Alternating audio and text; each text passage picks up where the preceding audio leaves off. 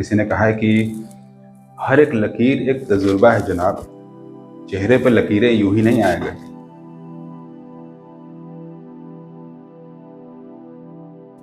आज रिंकल्स के बारे में बताएंगे और ट्रीटमेंट के बारे में। तो ये फेस पे जो रिंकल्स होते हैं या फाइन लाइंस होती हैं, क्यों होती हैं? इसके 3 कारण हैं। पहला है यूवी रेडिएशन। जितना ज़्यादा आपकी आउटडोर एक्टिविटीज़ होगी उतना ज़्यादा आपके स्किन में अल्ट्रावायलेट रेज जाएंगी और ये हमारे स्किन के कोलेजन और इलास्टिन फाइबर्स को डैमेज करती है, तो लाइंस बनती हैं। ठीक, एजिंग का प्रोसेस तो है ही, पर अगर आप धूप में ज़्यादा जाते हैं तो एजिंग फास्ट हो जाती है। दूसरी चीज़ है हाइड्रेशन। अगर स्किन में पानी की कमी हो, ड्राइनेस हो, तो लाइनें ज़्यादा दिखने लगती हैं। और अगर आपने अच्छे मॉइस्चराइजर लगाए या फिर हाइलुरोनिक एसिड वगैरह, ये दरअसल मॉइस्चराइजर काम करते हैं, स्किन को थोड़ा प्लम्प करते हैं, तो लाइनें कम दिखती हैं। तीसरी चीज़ है ग्रेविटी, कि समय के साथ हमारी स्किन को ग्रेविटी नीचे की तरफ खींचती है, तो ये लूजनिंग ऑफ स्किन होती है जिसकी वजह से लाइनें बनती हैं। इस लाइन को हम कहते हैं नेजियोलेबियल फोल्ड है, और फिर इस लाइन को हम बोलते हैं क्रोस फीट है, या फिर यहाँ की लाइनें जो है ये फ्रंटालिस मसल्स के एक्शन की वजह से होती हैं। बार बार फ्रंटालिस मसल ऊपर खींचती है तो कोलेजन इलास्टिन में दरारें पड़ जाती हैं, तो माथे में लकीरें बन जाती हैं। ठीक करने के क्या तरीके हैं? मोटा मोटा 5 तरीके हैं। पहला तो ये कि हम स्किन की ऊपरी लेयर्स को बार बार हटाएं ताकि नई लेयर जल्दी बने। स्किन की थिकनेस ओवरऑल कुछ समय बाद बढ़ जाएगी, तो इसमें कई प्रकार के पीलिंग ट्रीटमेंट्स होते हैं, इसमें नेचुरल फ्रूट एसिड्स यूज़ किए जाते हैं, अल्फा हाइड्रोक्सी एसिड्स वगैरह होते हैं। दूसरी चीज़ है लेज़र रीसर्फेसिंग, यानी कि हम सरफेस को रीसर्फेस करें, दोबारा प्लेन करें, नई लेयर्स बनाएं। तीसरी चीज़ है बोटॉक्स या फिलर्स।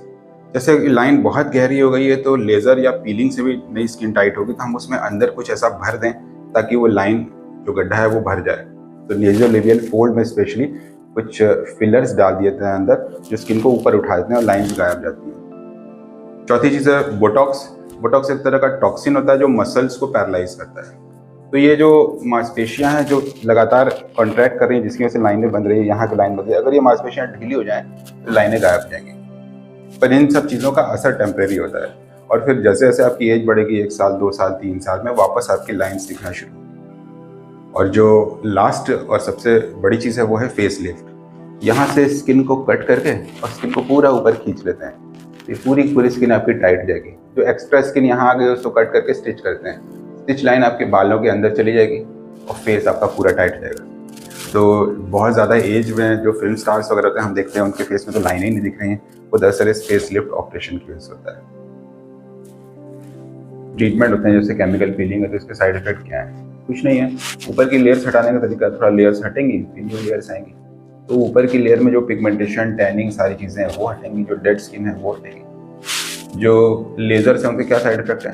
थोड़े दिन तक डाउन टाइम रहता है, यानी कि थोड़ा डेड स्किन वगैरह दिखेगी, 2-4 दिन स्किन नॉर्मल हो जाएगी, एक लेयर ऊपर की हट जाएगी। फिलर से क्या साइड इफेक्ट हैं? कुछ नहीं, अगर आप एलर्जिक हैं फिलर से तो थोड़ा इचिंग वगैरह होगी जहाँ लगा है, पर ये नॉर्मल नेचुरल कंपाउंड होता है, स्किन के अंदर पड़ा रहता है और थोड़े दिन बाद एब्जॉर्ब भी रहता है। बोटॉक्स से क्या साइड इफेक्ट हैं? ये एक टॉक्सिन है, मसल्स पैरालाइज होने से जो फेशियल एक्सप्रेशन है वो खत्म जाते हैं, तो मास्क लाइक फेस हो जाता है। तो आप हंसेंगे भी तो लोअर फेस से हंसेंगे, ऊपर का फेस हिलेगा नहीं, मूव नहीं करेगा, और इसीलिए तो लाइनें नहीं बनती हैं। ये एक साइड इफेक्ट होता है, थोड़ा ऑड दिखता है, पर इसका इफेक्ट भी खत्म हो जाता है 8-9 महीने बाद, 10 महीने बाद। सर्जरी क्या साइड इफेक्ट हैं? अपने साइड इफेक्ट हैं, उसमें एनेस्थीसिया वगैरह होता है जिसके कि थोड़ा सीरियस साइड इफेक्ट होता है, तो ज़्यादातर लोग फेस लिफ्ट वगैरह नहीं कराते, सिर्फ फिल्म स्टार या सेलिब्रिटी।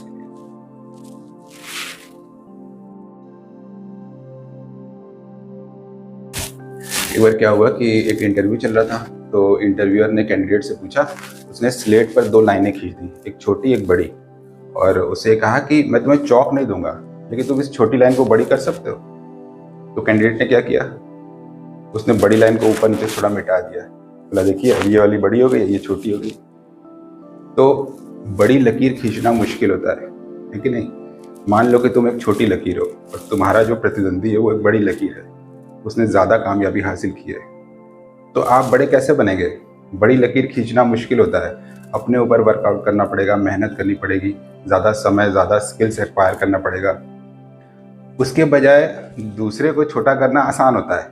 तो हम में से ज़्यादातर लोग जाने अनजाने क्या करते हैं, बुराई करते हैं कि नहीं वो ख़राब है, वो ऐसा वैसा है। कहीं ना कहीं हम अपने आप को बड़ा कर रहे होते हैं, क्योंकि एक्चुअल में मेहनत करके बड़ा करना तो मुश्किल है ना, दूसरे को छोटा करना तो आसान है कि नहीं? लकीरों की साइकोलॉजी। इसलिए अपने ऊपर वर्क करना चाहिए, कभी भी कंपेयर नहीं करना चाहिए। कंपैरिजन में इंसान जाने अनजाने उसको छोटा करने लग जाता है। तो अपने ऊपर वर्क करना चाहिए, अपने आप को बड़ा करना चाहिए, न कि ये करना चाहिए कि तुम्हें नहीं आता, तुम छोटे हो, तुम ऐसे हो इसलिए मैं बड़ा हूँ, है ना? ये तो रिलेटिव इंक्रीज हो गया, एक्चुअल इंक्रीज होना चाहिए इंसान के कैलिबर में। क्या बोलते हैं?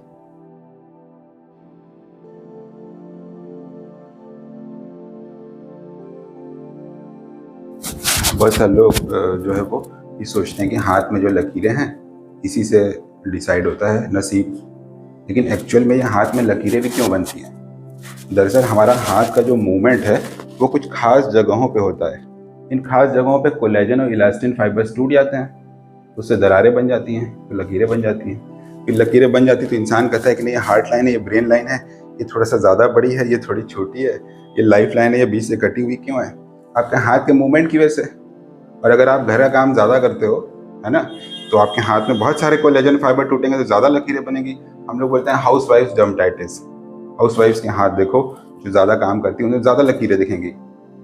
तो हाथ की लकीर से कोई किस्मत डिसाइड नहीं होती, लेकिन हाथ की लकीर देख के मैं इतना बता सकता हूँ तुम घर का काम करते हो कि नहीं, लेकिन इससे ज़्यादा कुछ नहीं डिसाइड होता।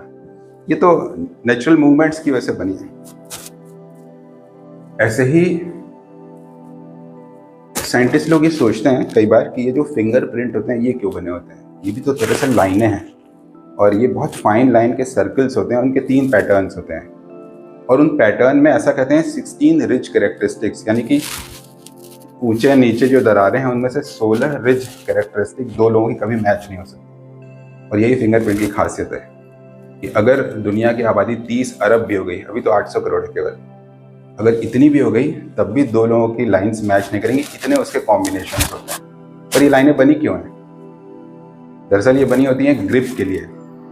जो हमारे फिंगर्स हैं सारा काम जो करते हैं, किसी चीज़ को होल्ड करना, कोई चीज़ स्लिप ना हो जाए, तो जितना रफ सरफेस होगा, फाइन रफनेस चाहिए हमें, बहुत चिकनी हो जाएंगे हाथ तो चीज़ें फिसल जाएंगी। तो ग्रिप बनाने के लिए फिंगरप्रिंट बने हैं, तो इस्तेमाल होता है दूसरी चीज़ के लिए, बायोमेट्रिक के लिए। और जब से बायोमेट्रिक आया गया तब से एक नई बीमारी आ गई। कभी कभी टेक्नोलॉजी भी बीमारियों को जन्म देती है। अब बहुत से लोग पेशेंट आते हैं, कहते हैं डॉक्टर साहब मेरा बायोमेट्रिक नहीं आ रहा है। तो क्यों? क्योंकि स्किन में एलर्जी है, इसको ठीक करिए। अब कहीं जाना है, अटेंडेंस देनी है, या फिर आपको आधार कार्ड बनवाना है, तो बन ही नहीं रहा है, फिंगरप्रिंट ही नहीं हो रहा है। क्यों? क्योंकि एलर्जी में क्या होता है कि यहाँ की स्किन रफ जाती है तो फिंगरप्रिंट सारे गायब हो जाते हैं। तो नई बायोमेट्रिक डिजीज़ आ गई है जब से बायोमेट्रिक मशीन और इन सब चीज़ों का चक्कर शुरू हुआ। कभी कभी टेक्नोलॉजी भी बीमारियों को जन्म दे देती है ना? मज़ेदार बात। बहुत सारे एंटी रिंकल प्रोडक्ट्स मिलते हैं मार्केट में, बहुत सारी नाइट क्रीम मिलती हैं, पर इन सब का काम करने का तरीका क्या होता है? ये सब किसी न किसी तरह के मॉइस्चराइजर्स होते हैं। ये स्किन में थोड़ा सा पानी का कंटेंट बढ़ाते हैं तो थोड़ा फुलनेस आती है, फाइन लाइंस कम होती है, एक्चुअल रिंकल्स कम नहीं होते।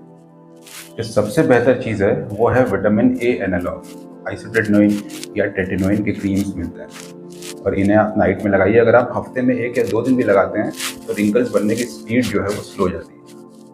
दूसरी चीज़ है सनस्क्रीन। अगर आप मॉर्निंग में सनस्क्रीन लगाते हैं और आपने अपने अर्ली टीनेज से लगाना शुरू कर दिया है और आप 40-50 सालों तक रेगुलर लगाते रहें, भले आप घर में रहें या बाहर रहें, तो आपके रिंकल बनने की जो स्पीड है वो 10 साल डिले हो जाएगी।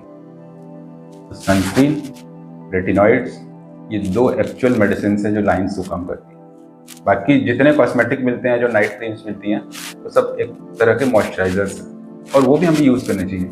स्किन का हाइड्रेशन ज़रूरी है। जो एलोवेरा है उसका सोल पर्पस होता है मॉइस्चराइज करना।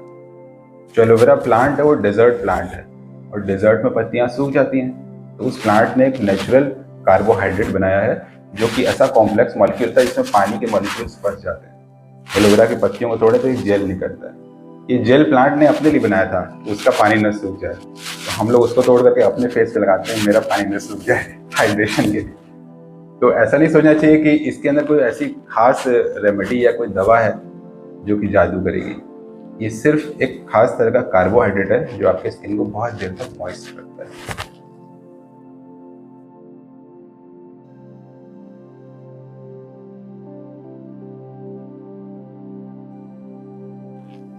जो बॉडी में ड्राइनेस होती है विंटर्स में, उसके लिए हमें सोप कम यूज़ करना चाहिए और ग्लिसरीन बेस्ड सोप यूज़ करने चाहिए, जिससे कि स्किन सॉफ्ट और सपल रहती है। और सोप यूज़ करने के बाद एक मॉइस्चराइज़र की लेयर लगानी चाहिए पूरे बॉडी में। समर्स में हमें अलग तरह के सोप यूज़ करने चाहिए जो कि स्किन को डीप क्लीन करें। अगर समर में आप ग्लिसरीन वाले सोप यूज़ करते हो तो स्किन क्लीन नहीं होगी। अगर स्किन क्लीन नहीं होगी ग्लिसरीन सोप यूज़ करने की वजह से, तो फंगल इन्फेक्शंस होंगे। समर्स में सोप डेली यूज़ करना चाहिए और थोड़े से ज़्यादा क्लीनर टाइप के सोप यूज़ करने चाहिए। और विंटर्स में हमें सोप कम यूज़ करना चाहिए और ग्लिसरीन बेस यूज़ करना चाहिए।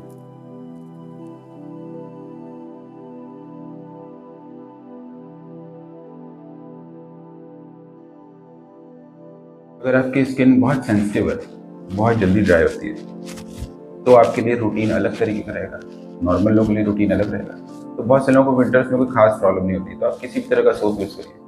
जिनको प्रॉब्लम होती है उनके लिए कुछ ऐसे सोप होते हैं जो स्पेशली स्किन में से मॉइस्चर खींचते नहीं हैं, या कि आप सिंपली बेबी सोप यूज़ करिए जो आपकी स्किन को मॉइस्ट रखेंगे और ज़्यादा ड्राई नहीं करेंगे, ज़्यादा हार्श नहीं होते। लेकिन जो मॉइस्ट रखने वाले सोप होते हैं वो ज़्यादा क्लीन भी नहीं करते हैं, तो हमें बीच बीच में ज़्यादा क्लीन करने वाले सोप भी यूज़ करने हैं अगर ड्राइनेस होती है तब भी।